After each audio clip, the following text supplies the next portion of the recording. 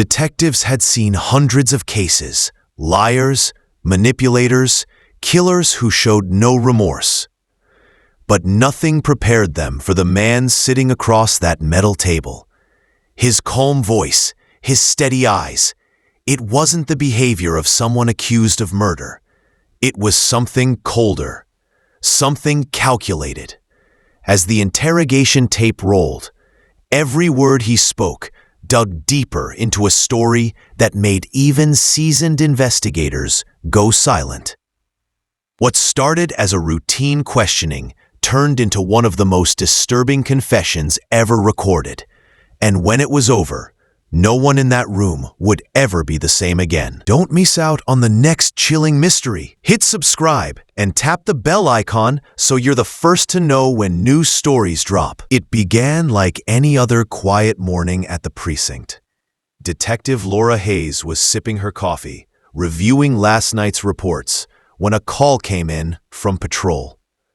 A young woman had vanished after leaving a friend's house. Her car found idling near the woods, door open, keys still in the ignition. At first, it looked like another missing person case, one that would likely end in heartbreak, but not surprise. But something about this one didn't sit right. The woman's phone had been wiped clean, her last known location intentionally scrambled. Someone had gone to great lengths to erase her trail. Within hours, the case file landed on the desk of Detective Mark Wren.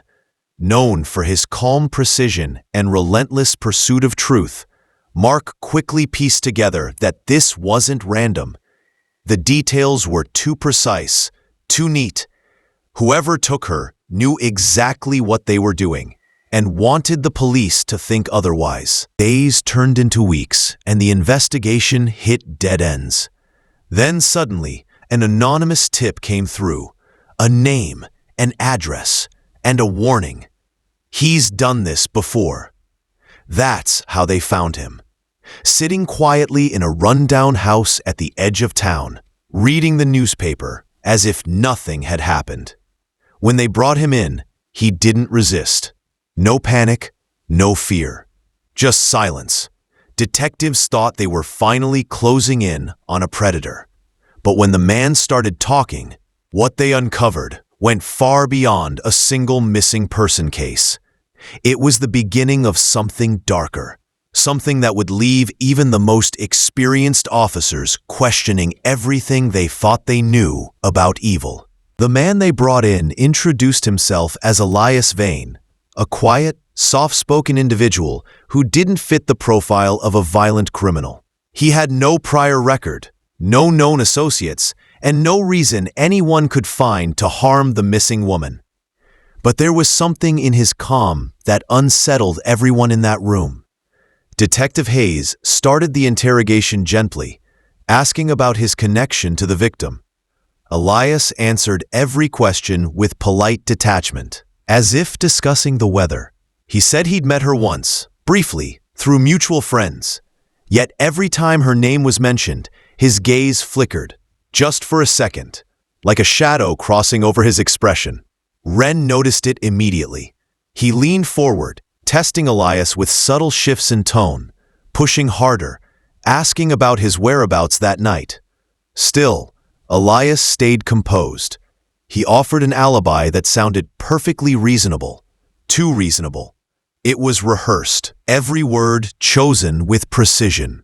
When detectives pulled the surveillance footage from nearby streets, they found something strange. Elias's car wasn't at the scene he claimed to be. Instead, it appeared on a road that led directly toward the forest where the woman's car had been discovered. The next day, detectives returned to the interrogation room, armed with evidence, photos, timestamps, inconsistencies. They expected denial, maybe panic, but Elias simply smiled, a small, knowing grin that sent a chill through the room. He leaned forward and said something that froze both detectives. "You're looking in the wrong forest." Those words shifted the entire case. Teams were sent searching nearby woods, while Wren stayed behind, watching Elias on the other side of the one-way glass. The man sat perfectly still, eyes half closed, humming softly to himself. It wasn't the tune that disturbed Ren, it was the familiarity of it. The same melody had been noted in a cold case from 3 years earlier. That's when the pattern emerged. Multiple disappearances, each linked by fragments of a song heard by witnesses near the last known locations. Elias had lived in all of those areas at different times. It was no coincidence. Hayes and Wren returned to confront him again, this time with evidence laid across the table. But instead of reacting, Elias looked almost relieved. He whispered, "You finally hear it too." From that moment, the interrogation shifted from questions to something darker, a psychological unraveling neither detective could have prepared for. Each time they tried to corner him, Elias turned their own words against them, dissecting their fears, their failures, their hidden guilt. By the end of the third session, Wren left the room pale and shaken. He told Hayes he couldn't explain it, but it felt as though Elias wasn't confessing to a crime. He was confessing to something larger. And as night fell over the precinct, the red light of the recorder blinked on once more. The next words captured on tape would become the centerpiece of one of the most haunting cases in modern law enforcement history. The turning point came on the third night of questioning. Hayes entered the room alone this time, hoping to break through Elias's calm facade. The air was cold, heavy with the hum of the recording equipment. She slid a photo across the table, a close-up of the missing woman's necklace, recently found buried near a stream miles from where her car had been discovered. For the first time, Elias looked down. His hands trembled, ever so slightly. Then, without being asked, he began to speak. But his story wasn't a confession. It was a warning. He told Hayes that he'd been chosen, that there was someone else who decided who would vanish and when. Elias claimed he was only the messenger, not the one pulling the strings. He spoke of a figure who watches from the tree line, someone who leaves messages in songs and symbols that only a few could understand. Hayes tried to push for names, for proof, but the more Elias spoke, the more detached he became, as if reciting something rehearsed or remembered. Then he said something that chilled her. She wasn't the first they took, and she won't be the last. You're already too close. Before she could respond, Elias suddenly shut down, silent, distant, staring at the one-way glass as if someone were standing behind it. When Wren and Hayes replayed the footage later, they noticed something strange. During that moment, the temperature in the room visibly changed. Breath fogging in the air, papers trembling on the table. The building's power flickered for less than a second. What they heard next wasn't on the transcript. A faint humming, low, rhythmic, like a tune carried by the wind. The same melody witnesses had described before each disappearance. That was when the detectives realized this wasn't just about Elias. Someone or something was still out there, listening. The interrogation room fell silent. The hum of the overhead light was the only sound left after hours of questioning. Detective Harris sat still, eyes locked on the tape recorder. Everything they'd just heard, the confession, the details no outsider could have known, echoed in his head like a ghost he couldn't shake. Outside, the sky was turning gray, rain streaking down the windows of the precinct. The officers who once joked and laughed during breaks now moved quietly, speaking in low tones, as if afraid the walls might remember the horrors they'd uncovered. The suspect was led away in cuffs, but he didn't resist.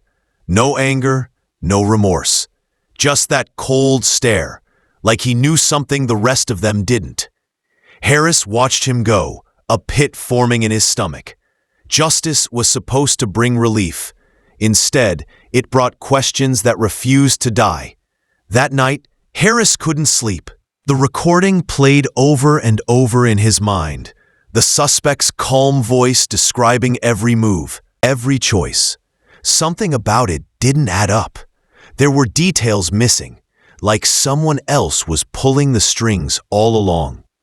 Days later, when the forensics came back, the real shock hit. Fingerprints that didn't belong to the suspect. A second presence at the crime scene. Someone who had vanished without a trace. Harris realized the confession might not have been closure. It might have been a cover. And as he stood outside the station, rain pouring under the streetlights, Harris looked up and whispered to himself, "This isn't over. Not even close." Years later, the interrogation tape still sits in the archives of the precinct, dusty but untouched. Most of the younger officers don't even know what's on it.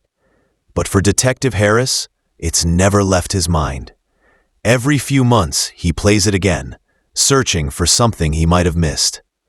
The suspect is still serving time, but the missing fingerprints, they never found who they belonged to. The trail went cold, the leads vanished, and so did any hope of closure. But Harris can't let it go. The way the suspect spoke, the pauses between words, it felt rehearsed, like someone had told him exactly what to say. A new detective, fresh on the force, approached Harris recently. She'd been going through old files for a training exercise and found something strange, security footage that didn't match the official timeline. Someone had erased hours of tape from the night of the murder. And what was left behind showed a shadow slipping out the back door. For the first time in years, Harris felt that old spark again, the need to know, the refusal to rest. He dusted off his old case notes, the photos, the maps, the evidence. And as he laid them out, a chilling realization crept in. Whoever helped cover it up might still be out there. Now, Harris isn't just chasing ghosts. He's chasing someone who's been watching him all along. The case he thought was closed is breathing again, and this time, it's personal. Some cases never really end.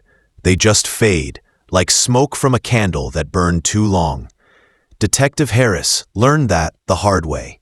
Every piece of evidence he collected, every truth he thought he'd uncovered, only led to more shadows. The interrogation that once seemed like closure now feels like a doorway that should have stayed closed. In the years since, officers have transferred, files have been moved, and memories have grown faint. But every so often, someone new stumbles on the tape, someone curious enough to hit play.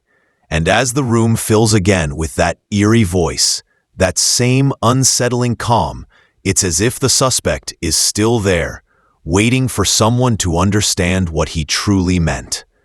The case remains officially solved, but unofficially, it's one of those stories whispered during late-night shifts, the kind that crawls under your skin and refuses to leave. Harris retired last year, yet sometimes his phone still rings. No one speaks on the other end, just silence. Maybe it's coincidence, maybe not. But those who've seen the interrogation footage swear they can see something else in the reflection of the glass, something that was never there before. So what really happened in that room? Was justice ever served, or was the truth buried right alongside the evidence that vanished? With that said, thanks for watching, and until next time.